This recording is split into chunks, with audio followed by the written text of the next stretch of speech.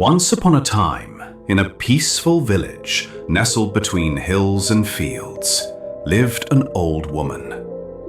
Her silver hair was always tied neatly in a bun, and her wrinkled hands moved slowly but surely.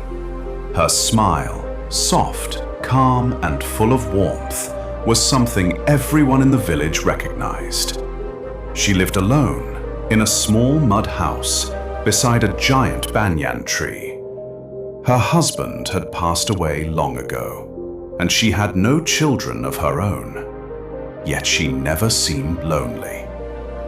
Every morning, she swept her porch, watered the tulsi plant, and greeted passers-by with a gentle smile.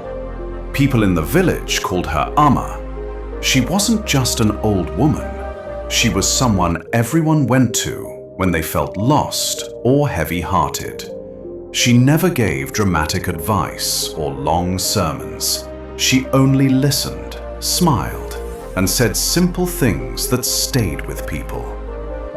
She had no riches, no fame, but in every corner of the village, Amma's words lived like seeds of hope. In the same village lived a young man named Karan. He was a farmer, hard-working, sincere, but lately deeply troubled. His fields had dried up after a long drought, and his younger brother had fallen ill. To make matters worse, the job he was promised in the city had slipped away. One evening, burdened with worry, Karan passed by the banyan tree. He saw Amma sitting quietly, feeding grains to birds. As he walked past, she looked up and simply said, "Son, come sit for a moment. Your eyes look tired." Karan hesitated, then sat. At first, he didn't say anything, but silence has a way of softening hearts, and Amma had mastered that silence. After a while, he sighed and said, "Amma, nothing is going right. I feel like everything is falling apart. I work, I pray, I wait, but nothing changes. I'm just tired."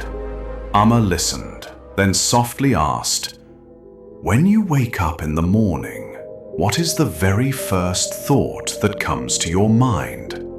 Karan replied, "That things will go wrong again." She nodded slowly. "And when that becomes your first thought, the rest of the day follows it." Karan looked at her, confused. She smiled. "Son, worries are like clouds. They come and go. But if you believe the sky itself is dark, you'll never look for the sun." He stayed quiet. She continued, "I've lived a long life, lost people, faced storms. But one thing I never lost was my hope. Not because things were always easy, but because I chose to water the good thoughts, not the fearful ones." Her words sank deep into him. No preaching, no magic, just truth, like a gentle breeze. That night, for the first time in weeks, Karan slept without nightmares. The next morning, he stood by his dry field. Nothing had changed, but he had. He took a breath, looked at the sky, and said softly, "Today, something good will happen." And slowly, things began to shift. He worked again, not with fear, but with hope. He sold handmade tools in the market to earn something small. His brother slowly recovered.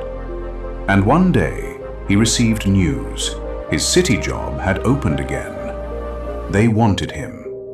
Karan ran straight to Amma's house. She was sitting under the banyan, crushing tulsi leaves in her palm. He smiled. "Amma, you were right." She looked at him kindly and said, "I didn't change your life, son. You did. You just stopped feeding the fear and started feeding the faith." Soon, others in the village noticed Karan's change. He had become lighter, calmer, more hopeful. And once again, they began to gather around Amma. not for solutions, but for strength. She welcomed each of them with the same peaceful smile. Some came crying, some came tired, all left with hearts a little lighter. She never gave them answers, she only helped them remember. A hopeful heart has more power than a fearful mind, and the smallest positive thought can be the beginning of a new day.